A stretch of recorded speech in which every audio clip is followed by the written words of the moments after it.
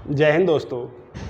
हम लोगों ने नंबर सिस्टम चैप्टर पढ़ चुके हैं, हम लोग एलसीएम एचसीएफ चैप्टर पढ़ चुके हैं। अब हम बात करते हैं परसेंटेज की। हम लोग घटना चक्र पब्लिकेशन का रेलवे के पिछले 20 सालों के प्रीवियस ईयर क्वेश्चन पेपर देख रहे हैं, जिसमें हम परसेंटेज शुरुआत कर रहे हैं आज। और क्वेश्चन नंबर 1, इस चैप्टर में ज़्यादा कुछ नहीं है और ये चैप्टर पूरा प्रैक्टिकली है। जैसे आप कॉम्पिटिशन बुक हाउस पे जा रहे हो, कोई किताब खरीद रहे हो, तो उन्होंने कहा कि 20% लेस करके दे रहे हैं डिस्काउंट।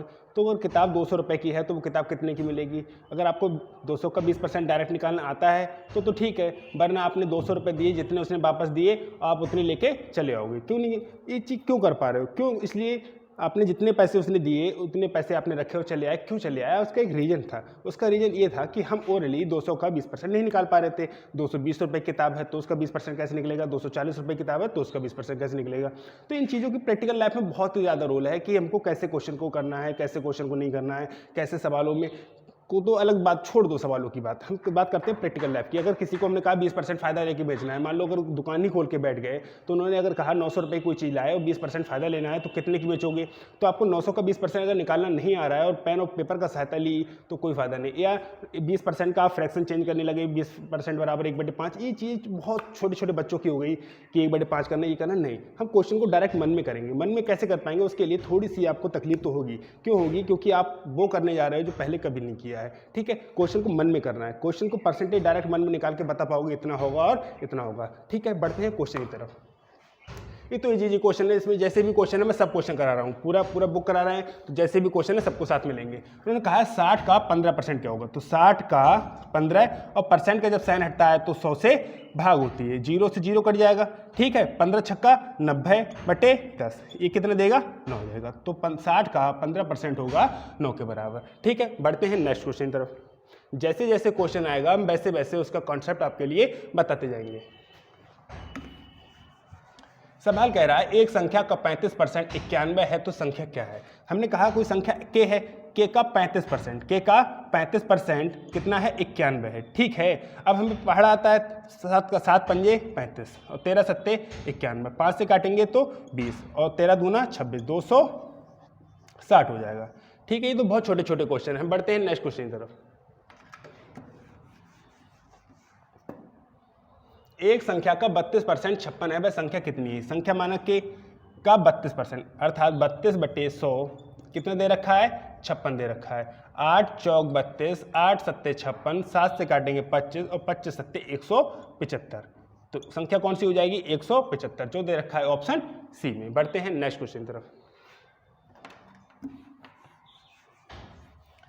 अयस्क में 25% शीशा है। 80 किलोग्राम शीशा पाने के लिए कितने किलोग्राम अयस्क की जरूरत होगी? इसके लिए छोटी सी चीज़ समझ लीजिए। अगर किसी चीज़ का 100% तो पूरा होता है, 50% आधा होता है। अगर किसी चीज़ का 100% पूरा होता है, 50% आधा होता है, तो 25% आधे से आधा होता है। ये क्यों कह रहे हैं? क्योंकि इस सवालों को बहुत ही आसान बना देंगे। जैसे किसी भी नंबर का हमको 25% निकालना है, जैसे हमको 400 का 25% निकालना है तो हम 25/100 ऐसे 25 चौका 100 नहीं करेंगे। हमको पता है कि 50% का मतलब होता है आधा, 50% का मतलब होता है आधा, तो 25% का मतलब होता है आधे से आधा। ऐसे हमसे पूछा है कि अयस्क में कितना शीशा है? 25% शीशा है। ठीक है, 25% शीशा है, तो 80 किलोग्राम शीशा पाने के लिए कितने ग्राम अयस्क की जरूरत होगी? अगर ये 400 ग्राम है, अयस्क 400 ग्राम का है, अगर अयस्क 400 किलोग्राम का है तो 25% क्या निकालोगे? आधा 100, आधा 200, फिर आधा 100। अर्थात अगर ये 400 किलोग्राम आपने ले लिया तो आपको मिल जाएगा 100 किलोग्राम शीशा।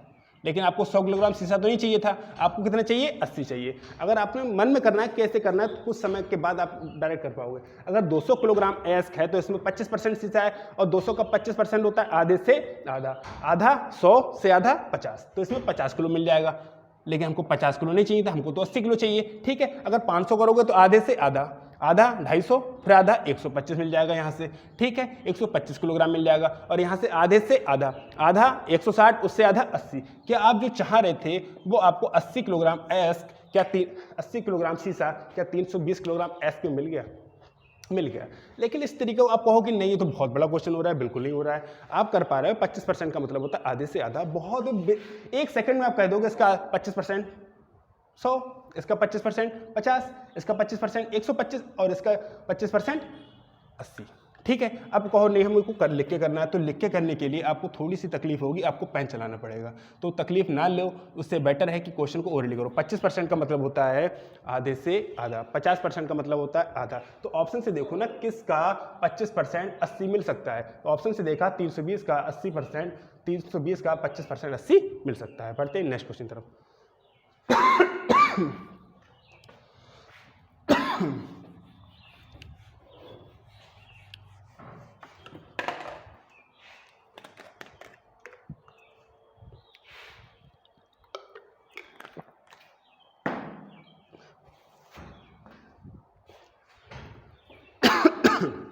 कॉस्मेटिक की एक दुकान में कॉस्मेटिक और सामग्री के विभिन्न ब्रांड हैं।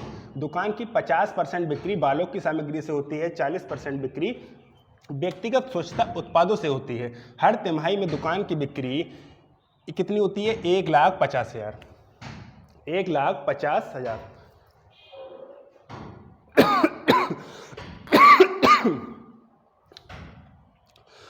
सॉरी, दुकान की बिक्री होती है 15 लाख रुपए। हर तिमाही दुकान की बिक्री कितनी होती है? 15। 3 महीने में, तिमाही का मतलब 3 महीने में अगर 15 लाख होती है तो हर महीने कितनी होती है? 5 लाख। हर महीने कितनी होती है? 5 लाख। ठीक है, हर महीने दुकान की बिक्री कितनी होती है? 5 लाख, क्योंकि ये दे रखा है हर तिमाही दुकान की बिक्री 15 लाख रुपए होती है। अगर हर तिमाही 15 लाख होती है तो हर महीने 5 लाख रुपए होती होगी। ठीक है, व्यक्तिगत स्वच्छता उत्पादों से होने वाली दुकान की प्रति माह औसत बिक्री कितनी है? उन्होंने पूछा व्यक्तिगत स्वच्छता, और उन्होंने कहा कि व्यक्तिगत स्वच्छता से कितनी होती है? 40% होती है। तो 5 लाख का 40% ही तो निकालना है, 40/100। 1 जीरो से कैंसिल हो जाएगा, 1 जीरो, 1 2 3 4 जीरो तो ऐसे ही है, और 5 चौक 20, हमको मिल जाएगा 2 लाख रुपए। अर्थात व्यक्तिगत स्वच्छता से दुकान की बिक्री कितनी होती है? 2 लाख रुपए। ठीक है, नहीं आया? साफ साफ कहा था कि 15 लाख रुपए 3 महीने में बेचते हो। ठीक है, 15 लाख रुपए 3 महीने में बेचते हो तो 5 लाख रुपए 1 महीने में बेचते होगे। ठीक है, अब 5 लाख रुपए 1 महीने में बेचते हो, उन्होंने कहा व्यक्तिगत स्वच्छता से बताओ कितने में बेचते हो। तो हमने कहा कि व्यक्तिगत स्वच्छता से दे रखा था 40%, तो 5 लाख का 40% 2 लाख होता है। तो 5 लाख का 40% निकाल लिया, 2 लाख आ गया। सवाल को टिक किया और आगे बढ़ जाते हैं।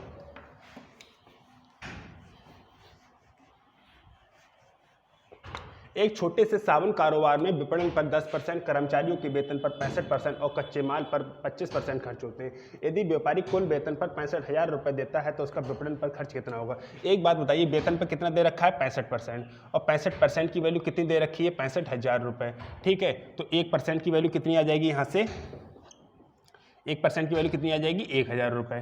ठीक है, अब हमसे पूछा क्या है? हमसे पूछा है तो उसका विपणन पर खर्च कितना होता है, और विपणन पर खर्च कितना दे रखा है? 10%। हमसे 10% की वैल्यू पूछी है, तो क्या 10% की वैल्यू 10,000 रुपये हो जाएगी या नहीं हो जाएगी? किसी को कोई प्रॉब्लम हो रही है? नहीं हो रही है, तो बढ़ते हैं नेक्स्ट क्वेश्चन की तरफ।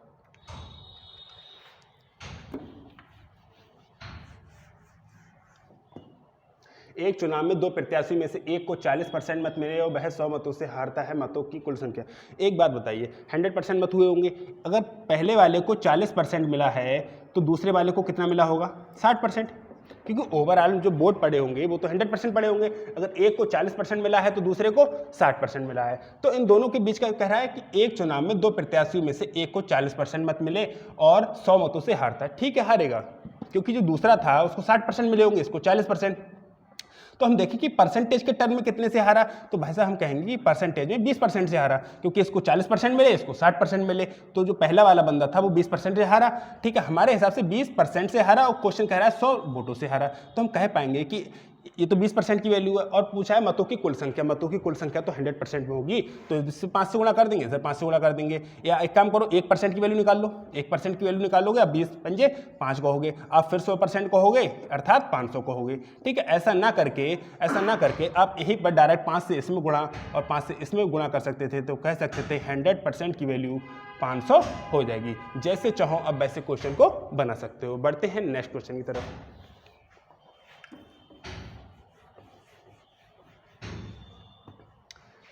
एक विद्यालय में लड़कों का 10%, लड़कियों के 1/4 के बराबर है। लड़के यानी कि बॉयज का 10%, लड़कियों अर्थात गर्ल्स का 1/4 के बराबर है। ठीक है, तदनुसार उस विद्यालय में लड़कों तथा लड़कियों का अनुपात ज्ञात पूछो। ठीक है, 0 से 0 कट जाएगा, तो अगर मैं B/G करना चाहूँ तो 10/4 हो जाएगा। 10/4 को मैं 5/2 लिख सकता हूँ। मैं बॉयज़ और गर्ल का रेशियो लिख सकता हूँ क्या? बॉयज़ और गर्ल्स का रेशियो क्या हो जाएगा? 5:2 हो जाएगा। ठीक है, 5:2 दे रखा है ऑप्शन बी में, तो इसको टिक करेंगे और बढ़ते हैं आगे।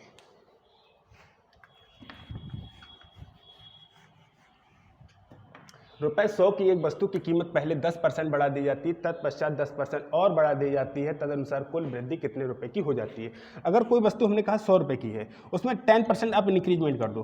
10%, 100 का 10% कितना आएगा? 10। ये जोड़ने की बात कह रहा है तो हो जाएगा 110। आपने 10% बढ़ाया, कह रहा है 10% और बढ़ा दो, तो हमने कहा 10% भाई साहब और बढ़ा दो, जैसे क्वेश्चन ने कहा वैसा करेंगे।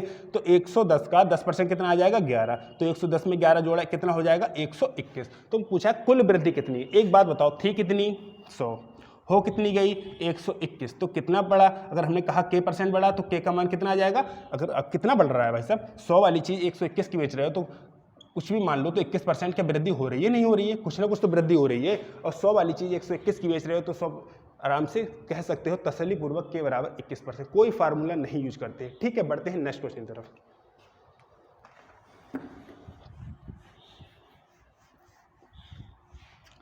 एक टेस्ट में सफल होने के लिए किसी को 38% अंक लाना जरूरी है, तो 45 अंक में उत्तीर्ण कितना होगा? अर्थात 45 अंक का पेपर, जैसे अगर मैंने कहा कि एक टेस्ट में सफल होने के लिए किसी को 38% अंक लाना, जैसे हम लोग पढ़ते हैं तो हमें कितना लाना होता है? 33%। तो हमारा कहते हैं 100 में से 33 ले आओ, 100 में से 33 ले आओ, अब पास हो जाओगे। इन्होंने कहा कि नहीं 45 में का 38% निकालो, तो हमको कुछ नहीं करना है, 45 का 38% ही तो पूछा है हमसे, 45 का 38% पूछा है। ठीक है, हम 5 से काटेंगे, 5 ने 45, 5 दूना 10, 2 से काटेंगे 10 और 19 हो जाएगा। अब 19 नेमा का पहाड़ा आता है 171, 171/10 और 171/10 का मतलब हो जाएगा 17.1। 17.1 भी कह सकते हो, 17.10 भी कह सकते हो। ठीक है, इतने आसान सवाल आते हैं। बढ़ते हैं नेक्स्ट क्वेश्चन की तरफ।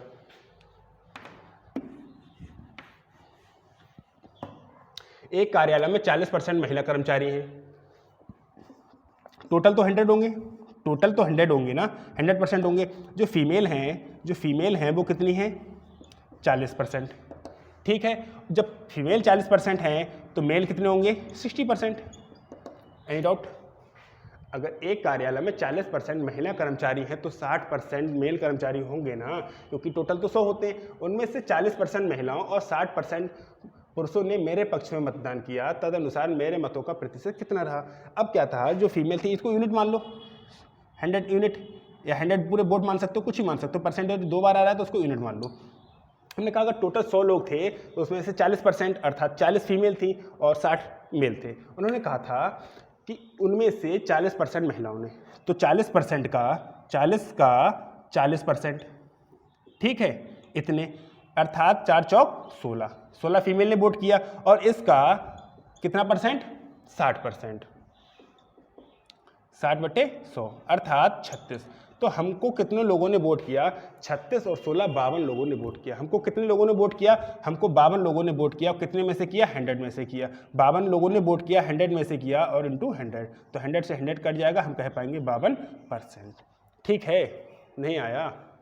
बहुत आसान सवाल है, तसल्लीपूर्वक क्वेश्चन करने की कोशिश करो कि अगर एक कर्मचारी या महिला कुछ भी है तो उसमें 100% होता है ऑफिस में, उसमें 40% महिलाएं तो 60% कौन होगा? मेल होगा। अब 40% का 40% में वोट किया है ना, तो यानी कि 16 लोगों ने, 16 औरतों ने वोट किया है और 60% का 60% अर्थात 36 मेल ने वोट किया है, अर्थात 16 और 36 52 लोगों ने उसको वोट किया है। अब 100 में से 52% हो गया, ऐसे हमने निकाल लिया। बढ़ते हैं नेक्स्ट क्वेश्चन की तरफ।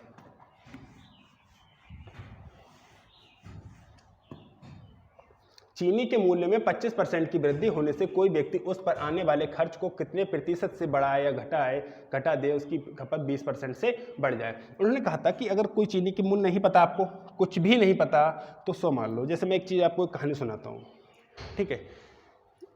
आपके ऑफिस में या कहीं भी मान लीजिए, आप इमेजिन कर लीजिए कहीं ना कहीं जहाँ मन करे कि आप ऑफिस में लंच बॉक्स कर रहे हैं, क्लास में या कहीं भी आप लंच कर रहे हैं, तो आपको एक इमेजिन कर लीजिए, कहानी को चलने दीजिए।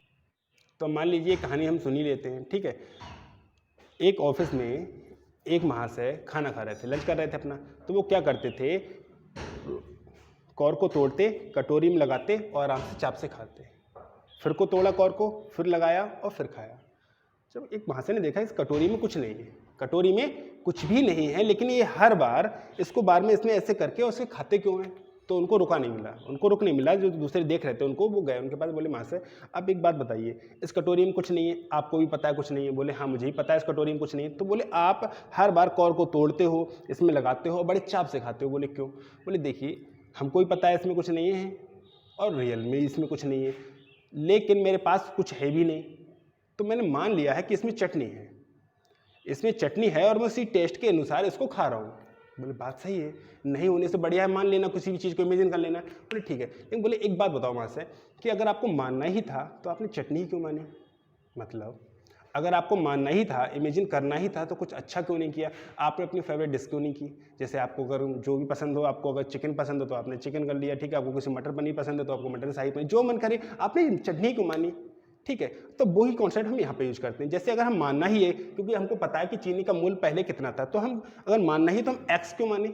क्योंकि अगर हम कहें कि x का 10% बताओ तो आप x का 10% नहीं निकाल सकते हो। आपसे कहा 100 का 10% बताओ, आप 100 का 10% कह दोगे 10। आप 100 का 13.5% पूछा जाए तो 13.5% होता है 13.5। क्या आप x का 13.5% निकाल सकते हो? नहीं निकाल सकते हो। जब मानना ही है, क्योंकि x भी मानना है, 100 भी मानना है, तो क्यों ना ऐसी वैल्यू मानी जाए जो अपनी श्रद्धा अनुसार अपने को फायदा दे। अगर मानना ही है तो चटनी को मानो, ठीक है। इस बात को हमेशा माइंड में रखना कि हमको अगर मानना ही है तो कुछ अच्छा मानेंगे, अपने हिसाब से मानेंगे, हमको अच्छा कुछ कैलकुलेशन कम से कम कैलकुलेशन का यूज करना पड़े, ठीक है। अब उन्होंने कहा चीनी के मूल्य में 25% की वृद्धि हो गई, तो चीनी का मूल्य तो नहीं पता है। अगर आपने कहा कि x तो इसका 25% आप बढ़ाओगे तो आपको तकलीफ होगी, ठीक है। तो क्यों मान रहे हो भाई साहब? आपने माना क्यों? क्योंकि जब मानना ही है तो कुछ अच्छा मानो। तो हम कहेंगे चीनी का मूल्य था 100 यूनिट या 100 यूनिट।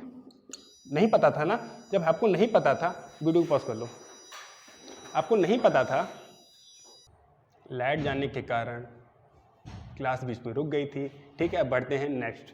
उन्होंने कहा था कि चीनी के मूल्य में 25% की वृद्धि होने से, हमने कहा अगर हमको x माना तो 25% बढ़ाने हमको तकलीफ होगी और वाकई होगी, ठीक है। तो हम क्यों ना हम इसको 100 यूनिट माने। अगर उन्होंने कहा था कि 100 यूनिट था तो उसमें 25% की वृद्धि, आप कहोगे कि 100 का 25% होता है 25 और 100 में से 100 यूनिट का होगा 25% तो 25 यूनिट होगा। तो 100 में 25 जोड़ा तो हो गया 125 यूनिट। अब हर जगह यूनिट यूनिट लिखेंगे नहीं, बस एक दिमाग में रखेंगे कि हाँ ये 100 नहीं है 100 यूनिट है, ठीक है। इसको रखा, 100 वाली चीज़ कितने की हो गई? 125 की हो गई। आगे बढ़ते हैं। चीनी के मूल्य में 25% वृद्धि होने से कोई व्यक्ति उस पर आने वाले खर्च को कितने प्रतिशत बढ़ाए या घटाए यदि उसकी खपत को 20% से, अर्थात इतना खपत हो रही है इसको भी 20% बढ़ा दो। अगर इसको भी 20% आप बढ़ा दोगे तो क्या हो जाएगा? 125 का 20% कैसे निकालते हैं? 125 गुणे 20/100, 20 पंजे अर्थात 25, कितना आ जाएगा? 25। तो 125 को 20% अर्थात 25 बढ़ाने की और बात कर रहा है तो कितना हो गया? 150। तो बताओ कि ओवरऑल कितना हो गया? 100 वाली चीज़ कितने की हो रही है? 150। तो कितना इंक्रीज हो रहा है? 50%। तो 50% दे रखा है ऑप्शन बी, ठीक है। बढ़ते हैं नेक्स्ट।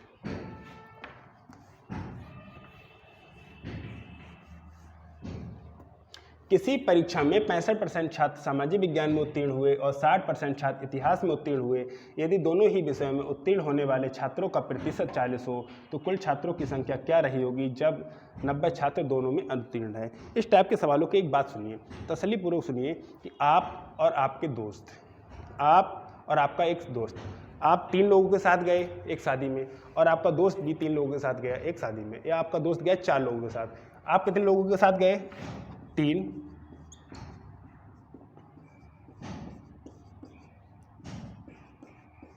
आप 3 लोगों के साथ गए, आपका जो दोस्त था वो 4 लोगों के साथ शादी में गया,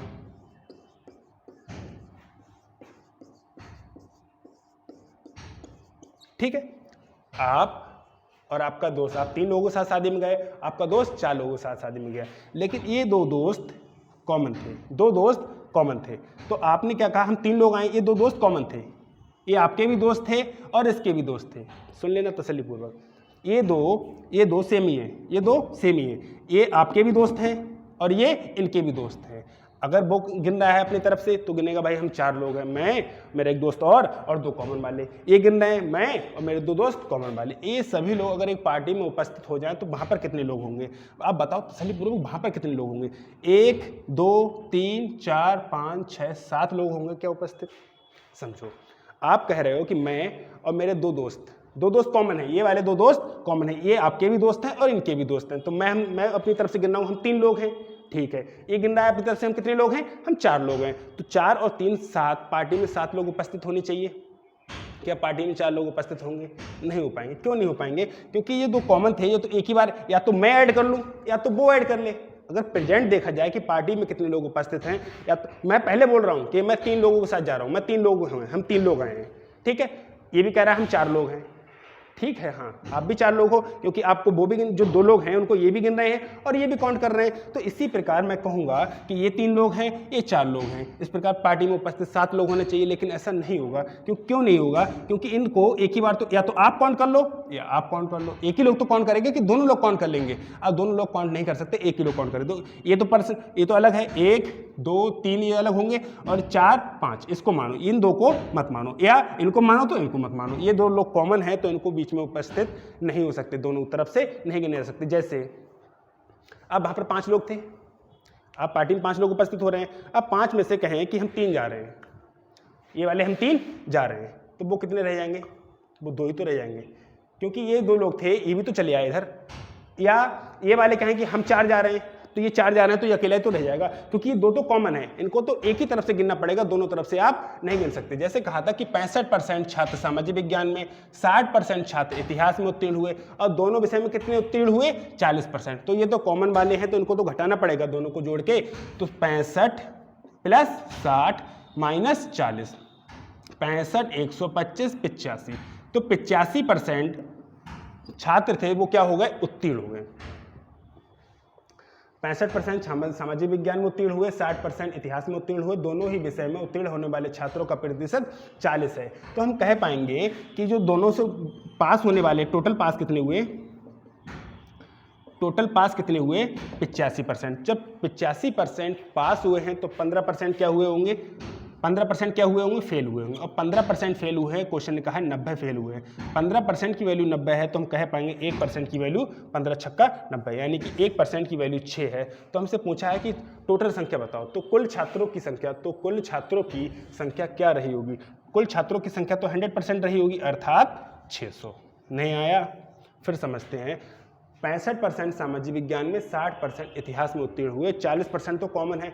इन 2 को एक ही तरफ गिन पाओगे, या इसकी तरफ गिन लो या इसकी तरफ गिन लो।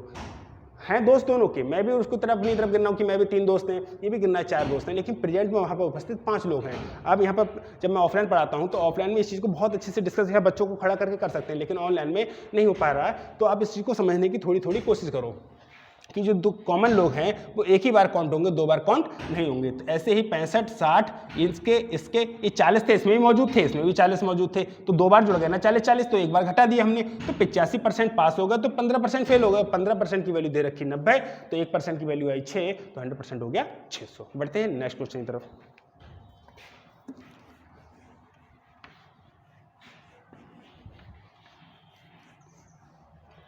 किसी कक्षा की कुल 38 लड़कियों में से 3 अनुपस्थित थी। टोटल कितनी थी? 38। 3 अब्सेंट थी ना, तो प्रेजेंट कितनी थी? 35। ठीक है। बची हुई लड़कियां, अर्थात 35 में बची हुई लड़कियों में से 20% ने गृह कार्य किया। गृह कार्य नहीं किया तो कितनी लड़कियों ने अपना गृह कार्य किया? तो एक बात बताना, अगर 20% ने गृह कार्य नहीं किया तो 80% ने गृह कार्य किया होगा, अर्थात 35 का 80%।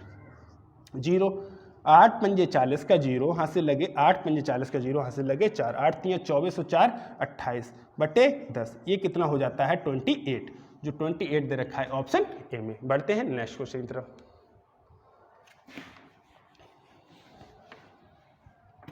एक संख्या का 59% इतना होता है। अगर संख्या के मानी, के का 59% 87 91 होता है, तो उस संख्या का 43% हमसे पूछा है। एक तरीका ये है कि आप क्वेश्चन को बिना सॉल्व किए कर सकते हो। जैसे अगर मैं इसको इससे भाग करूं तो मुझे पता है कि लास्ट में 9 मिलेगा। कैसे मिलेगा? कि के बराबर क्या हो जाएगा? 8791 इंटू 100 अपॉन 59। मुझे पता है कि अगर मैं 9 से इस संख्या को काटूंगा, 9 से इस संख्या को काटूंगा तो 9 9 81, लास्ट में 9 आएगा। कुछ भी आएगा लास्ट में 9 आएगा, लास्ट में 9 आएगा। ठीक है, डबल जीरो के बाद हम मान लो डबल जीरो तो है कि लास्ट में 9 आएगा, और उसका अगर मैं 43% निकालूंगा, ये संख्या कोई भी आ गई, ऐसे संख्या आएगी 9, ठीक है, मैं सिर्फ 9 को फोकस कर रहा हूँ, इसका 43% निकालूंगा तो 9 3 27, लास्ट में 7 आएगा, लास्ट में 7 आएगा, और लास्ट में 7 दे रखा है ऑप्शन बी में, तो इस तरीका इस सवाल का आंसर हो जाएगा। लेकिन आपको नहीं करना है, तो मैं बता रहा हूँ कि आपको करना कैसे है। आपको कुछ नहीं करना है, इससे इसको काटना है। अब काटने के लिए अब भाई 59 का पहाड़ा याद होगा तो आप पहाड़े से कर लोगे, नहीं याद तो जैसे चाहे कर लियो, जो के आ जाएगा उसका फिर जो मान आएगा उसका 43% निकाल देना, 43/100 कर देना। इस कैलकुलेशन है, कैलकुलेशन तो आप कर ही लोगे। बढ़ते हैं हम नेक्स्ट क्वेश्चन की तरफ। 120 के 5/8 का 74%, 1200 के 5/8 का 74%, अर्थात 74/100। बस कैलकुलेशन ही कैलकुलेशन है, आप खुद कर लो, ठीक है। 4 से काटो, 4 3 12, 4 दूनी 8, 2 से काटेंगे तो 37 दूनी 74, और 5 3 15 हो जाएगा, और 37 हो जाएगा। तो हमको इसकी गुणा करनी है, अगर 35 और इसकी गुणा करनी है तो 37 को आप क्या लिखो, आपको करना है 35 और 37 की गुणा, तो आप 37 को लिखो 30 + 7, आपने 30 + 7 लिया, 15 3 45, 450 हो जाएगा, और 15 7 105, यानी कि 405 और 105 555 हो जाएगा, और 555 दे रखा है ऑप्शन बी में। तो बढ़ते हैं नेक्स्ट क्वेश्चन की तरफ। ये ऐसे क्वेश्चन आप खुद कर लें तो बेटर है। किसी संख्या का 25/3 और परसेंटेज का जब साइन हटेगा तो 100 कितना होता है, 150 होता है। तो संख्या निकालनी है, कैलकुलेशन करके के का मान निकालो, या तो बहुत छोटे छोटे क्वेश्चन, ये तो आप खुद ही कर लोगे। बढ़ते हैं नेक्स्ट क्वेश्चन की तरफ। एक संख्या का 33 सही 1/3% 100, संख्या का 33 सही 1/3, इसको लिखेंगे तो 100/3%, और परसेंट का जब साइन हटाएंगे तो 100 से होती है गुणा, भाग होती है, ठीक है। बराबर कितना दे रखा है, 100, तो 100 से 100 कट जाएगा, तो के बराबर कितना हो जाएगा, 300, के बराबर कितना हो जाएगा, 300। कोई ऑप्शन होगा सी या डी में से, 300 आप टिक कर सकते हैं। बढ़ते हैं नेक्स्ट क्वेश्चन की तरफ।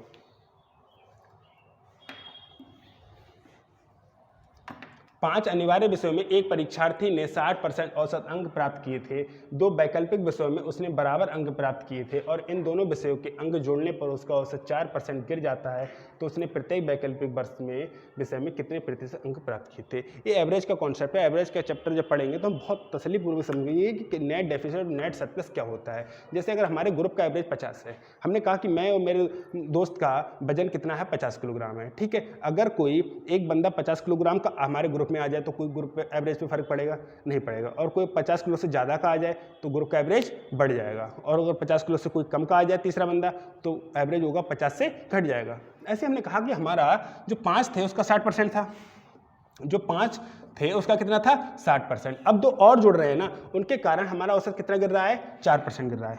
परसेंट हटा दे, ठीक है, उनका हमारा कितना गिर रहा है, 4% गिर रहा है। अब गिरा कितने का, 7 लोगों का गिर गया ना। जब कहा 5 अनिवार्य विषयों में एक परीक्षार्थी 60% औसत अंक प्राप्त किए, अर्थात 60 हमारा एवरेज था। अब क्या हुआ, अगर कोई 2 लोग आए, 2 विषय और जोड़े तो पूरे ग्रुप का एवरेज 4 गिर गया, पूरे ग्रुप का एवरेज 4 गिर गया। और कितने लोग ग्रुप में हो गए अब समय, 5 तो पहले थे, 2 और आ गए, 7 लोगों का। इसकी भरपाई कौन करेगा, 2 लोग करेंगे, 2 दूना 4, 60 - 7 दूने 14, कितना हो जाएगा, 46%। नहीं आया। एवरेज का कॉन्सेप्ट कहता है नेट डेफिसिट बराबर होता है नेट सरप्लस, ठीक है। अगर हमारे ग्रुप का एवरेज 60 था तो हमको अगर कोई तीसरा बंदा आए, 5 तो लोगों का एवरेज 60 है, छठा बंदा आए, अगर वो 60% लेके आएगा तो कोई तकलीफ होगी, नहीं होगी।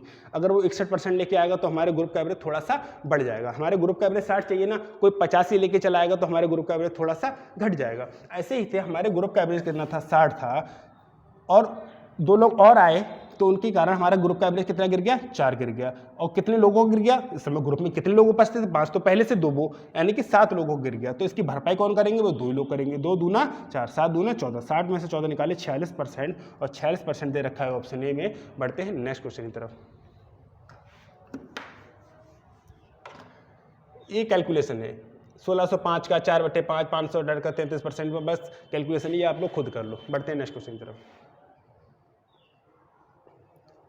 निम्न समीकरण में प्रश्न चिन्ह के स्थान पर कौन सा मान लघु मान आएगा। तो यहाँ पर मैं एक चीज़ बता दूंगा आपको कि √5 है, तो √5 को अगर कोई इंटीजर है रूट के अंदर तो इसको मान कैसे निकालते हैं। तो आप क्या करो, इसको मान निकालने के लिए आप, ये 2 से तो ज़्यादा आएगा, लेकिन आपको ये नहीं पता कि 2 से कितना ज़्यादा आएगा। तो क्या करो, 100 से ऊपर गुणा, 100 से नीचे गुणा कर लो, ठीक है। कर सकते हो, कर सकते हैं। फिर उसके बाद ये देखो ये 500 किसका स्क्वायर है?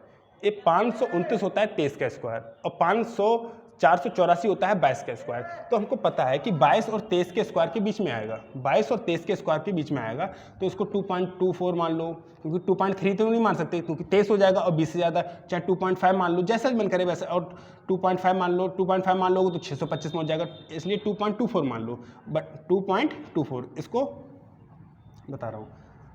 अगर हम 500 का स्क्वायर निकालेंगे तो 22 से ज़्यादा और 23 से कम आएगा, तो 22 और 23 के बीच में मान लो 22.2 मान लो, 22.4 मान लो, ऐसे मान सकते हो नंबर, ठीक है। और नीचे से क्या आएगा हमारा 10 आएगा, तो हम कह पाएंगे इसका जो मान होगा 2.24 होगा, ठीक है। इसका जो मान होगा वो समथिंग 2.24 होगा। अब यहाँ पर 2.24 का मान रखना है, गुणा भाग है, सिर्फ गुणा भाग एलसीएम वो खुद ही कर लेना आप। मैं बढ़ता हूँ नेक्स्ट क्वेश्चन की तरफ। हम लोग कॉन्सेप्ट के ऊपर चलते हैं कि कॉन्सेप्ट बताना है हमको ये कैलकुलेशन नहीं बतानी, कैलकुलेशन तो आप लोग खुद जानते ही हो। बढ़ते हैं नेक्स्ट क्वेश्चन की तरफ।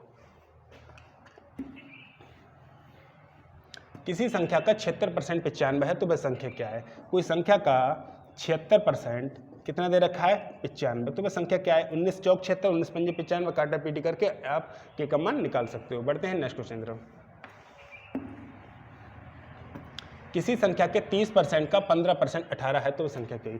किसी संख्या के 30% का 15% कितना दे रखा है? 18। क्या हमसे के का मान नहीं निकलेगा? जरूर निकलेगा। बढ़ते हैं नेक्स्ट क्वेश्चन की तरफ। एक संख्या में 42% और 28% के बीच का अंतर कितना है? एक संख्या का 42% मैंने कहा अगर संख्या मैंने 100 मान ली, 100 यूनिट मान ली, इसका 42% कितना आएगा? 42 यूनिट, और इसका 28% कितना आएगा? 28 यूनिट। इन दोनों के बीच का डिफरेंस कितना है? 14 यूनिट। तो कितनी वैल्यू दे रखी? 210। हम यहाँ से क्या यूनिट का मान निकाल सकते हैं?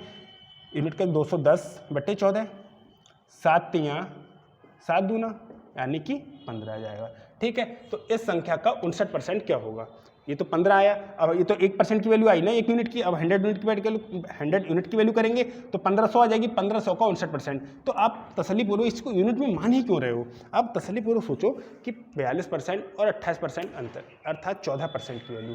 14% की वैल्यू कितनी दे रखी है? 210 रुपये। तो मैं 1% की वैल्यू कह पाऊँगा 15। तो मैं 100% नंबर होता है, 100% की वैल्यू हो जाएगी 1500, ठीक है। अब मुझसे पूछा क्या? इस संख्या का 59%, अर्थात 1500 का हमसे पूछा है 59%। यही तो, 00 से 00 कट जाएंगे, ठीक है। और 9 पंजे 45, लास्ट में 5 आएगा, लास्ट में 5 ये रहा, ठीक है। बढ़ते हैं नेक्स्ट क्वेश्चन की तरफ।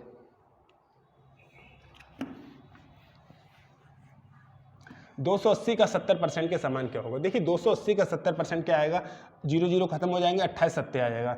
अरे 280 का 70% क्या होगा? हमें पता है कि 10 से 10, 10 से 10, 28 और 7 ही बचेगा, 28 और 7 ही बचेगा। अब इसकी अगर हमको गुणा करनी है तो कैसे करनी है? अगर इसको 30 मान लो तो 7 3 21 210 हो जाएगा। अब 210 में से 14 कम कर दो, 210 में से 14 कम करोगे 196 हो जाएगा, नहीं आया। इसको 30 मान लो, इसको 30 मान सकते हो ना। अगर इसको 30 माना, 28 को मैंने क्या लिखा? मैंने लिखा 30 - 2। अगर मैंने 7 की गुणा 30 में की तो 210, 7 3 21 210, और 7 दूनी 14 कम हो जाएंगे। 210 में से 14 निकाले 196। तो ऐसा कौन सा ऑप्शन है जो 196 दे रहा है? अगर मैं 28 का 7% निकालूंगा ये तो डेसिमल में ही आ जाएगा, ठीक है।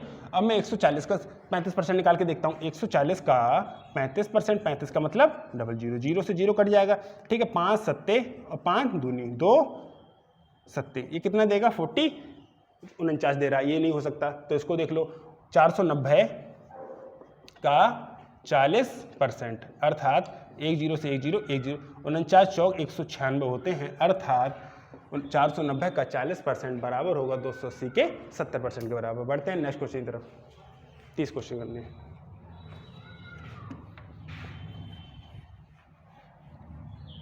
एक दिन का कितना प्रतिशत 4 घंटे 30 मिनट होता है?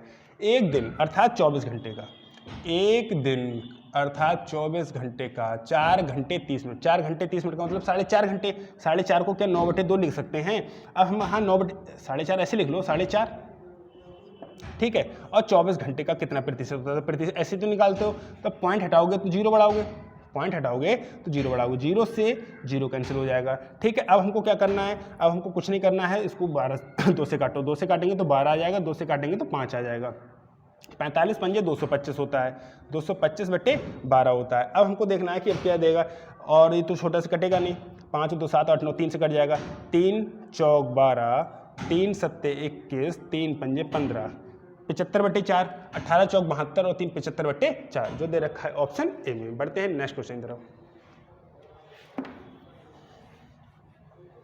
जब एक साइकिल का मूल्य 20% कम किया जाता है, क्या आपको पता था साइकिल का मूल्य क्या है? तो क्या एक्स मानोगे? नहीं मानेंगे, हम अपनी श्रद्धा अनुसार वो नंबर मानेंगे जो हमको आसानी करे। तो हमने कहा कि साइकिल का मूल्य 100 रुपये था, तो उसमें 20% अगर कम कर दोगे तो वो कितना रह जाएगा? 80 रह जाएगा। आगे बढ़ते हैं, तो बिक्री की गई साइकिलों की संख्या 20% बढ़ जाती है, अर्थात अब क्या हुआ, साइकिलों की बिक्री थी वो 20% बढ़ गई। तो कितनी बढ़ गई? 20% बढ़ गई। तो 80 का 20% होता है 16, ये कह रहा है जोड़ने को, तो कितना हो गया? 96। एक बात बताओ, थी 100 रह गई 96, तो क्या हुआ? क्या हुआ? 4% की कमी हुई कि वृद्धि हुई? 4% की कमी हुई, जो दे रखा है ऑप्शन ए में। बढ़ते हैं नेक्स्ट क्वेश्चन की तरफ। ए की आय का 80% 324 रुपये है। एक ही समय में यदि बी 486 रुपये कमाता है तो बी की आय ए से कितने प्रतिशत अधिक है? अब बताइए, ए का 80%, ए की बात हो रही है ना, ए का 80% की वैल्यू दे रखी है 324, तो क्या मैं कह सकता हूँ 1% की वैल्यू कितनी आएगी? 1% की वैल्यू आ जाएगी 324/80। ठीक है, लेकिन इनकम तो 100% होती है, तो मैं अगर ए की बात करूं तो ए की 100% इनकम कितनी होगी? ए की 100% इनकम हो जाएगी 324/80 गुणे 100। 0 से 0 कट जाएगा 8। देखो बहुत ध्यान से, इसको 40 कर लूँ यहाँ पे तो आसानी रहेगी। 324/80 इंटू 100 ऐसा है, 0 से 0 काट दिया तो मैं इसको जोड़ ले रहा हूँ, इसको 0 कर ले रहा हूँ, तो कितना हो जाएगा? 3240/8। अब 8 चौक 32, 8 चौक 32, 0 और 8 पंजे 40, तो मैं कह पाऊंगा जो ए की इनकम है वो 100% कितनी है? 405, और जो बी की इनकम है वो कितनी है? 486। ऐसा क्वेश्चन ने कहा है। तो बी की आय ए की आय से कितने प्रतिशत अधिक है? जो बी की आय है उसे पूछा है सवाल ने कि जो बी की आय है 486, ये ए की आय से कितने प्रतिशत अधिक है? तो हमें नहीं पता, तो हमने कहा के प्रतिशत अधिक होगी। हमें नहीं पता तो हमने कहा के % अधिक होगी। तो कैसे निकालेंगे? 405 गुणे k/100 बराबर, इन दोनों का डिफरेंस कितना अधिक है? 81 अधिक है। ठीक है, अब 81 पंजे कट जाएगा तो k बराबर क्या हो जाएगा? 100/5 अर्थात 20%, और 20% दे रखा है ऑप्शन सी में। ठीक है, बढ़ते हैं नेक्स्ट क्वेश्चन की तरफ।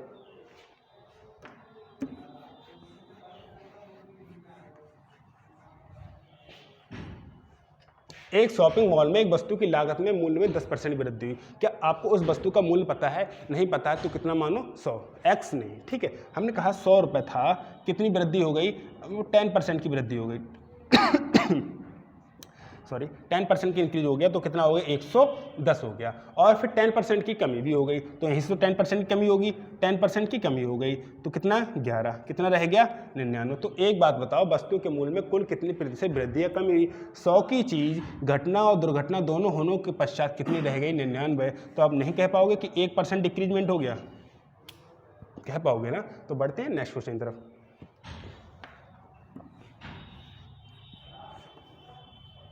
कोयले का मूल्य 20% बढ़ता है तो उपभोग का कितना प्रतिशत कम कर दें कि खर्च में बढ़ोतरी ना हो? एक बात बताओ, क्या आपको कोयले का मूल्य पता था? जब नहीं पता था तो 100 मानेंगे एक्स, नहीं मानेंगे चटनी वाली कहानी को हमेशा अपने माइंड में रखेंगे। एक ऐसा नंबर मानेंगे जो हमारी कैलकुलेशन को आसान करे। हमने कहा कि 100 रुपये था, कितना बढ़ गया? कह रहा है, क्वेश्चन कह रहा है 20% बढ़ गया तो कितना हो गया? 120। कोयले का मूल्य 20% बढ़ता है, 100 वाली चीज़ 120 की होगी। ठीक है, तो उपभोग का कितना प्रतिशत कम कर दें कि उसके खर्च में बढ़ोतरी ना हो? वो कह रहा है कि इसको कितना कम खाएं, कितना कम यूज करें कि हमको बढ़ोतरी ना हो। मतलब पहले भी 100 रुपये खर्च होते थे, अब भी 100 ही रुपये खर्च हुए, तो अब क्या करेंगे? जैसे पेट्रोल बढ़ गया, पेट्रोल की रेट बढ़ गया, आपको घर से 100 ही रुपये मिलते हैं, तो आप क्या करोगे? बाइक या स्कूटी कम चलाओगे ना। आपको 100 ही रुपये में काम करना है, तो आपको क्या करना है? पेट्रोल तो महंगा हो गया तो पेट्रोल तो कम मिलेगा ना, तो आपको जितना पहले घूमते थे उतना तो नहीं घूम पाओगे, तो आप क्या करोगे? स्कूटी या बाइक को थोड़ा कम चलाओगे। वो ही पूछ रहा है कि कितनी कम चलाओगे।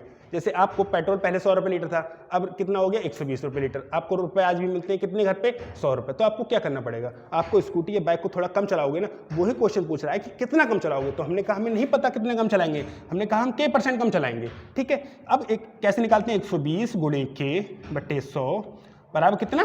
20। 20 छंग, तो के बराबर 100/6। 100/6 मतलब 50/3, 50/3 मतलब 16 सही 2/3%, और 16 सही 2/3% ये रखा है 16.67%। ठीक है, मिलते हैं नेक्स्ट वीडियो में।